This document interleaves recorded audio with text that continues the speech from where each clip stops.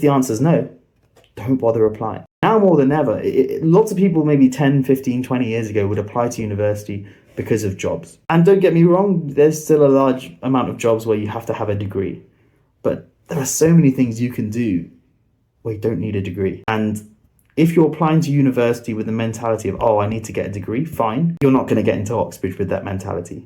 Well, if by some miracle you do, which I would bet a lot of money that isn't possible, or it's extremely unlikely, if by any miracle you do, you will not survive Oxbridge. To survive Oxbridge, you've got to be a big maths nerd. Whatever it is you study, you've got to be a big nerd in that subject. You've got to love it. You've got to breathe it. You've got to do it for fun. And what's the best way of kind of measuring that? I think a really good thought exercise to do is let's fast forward a few months to January 2026. So if you're applying to study maths this year, let's fast forward to January.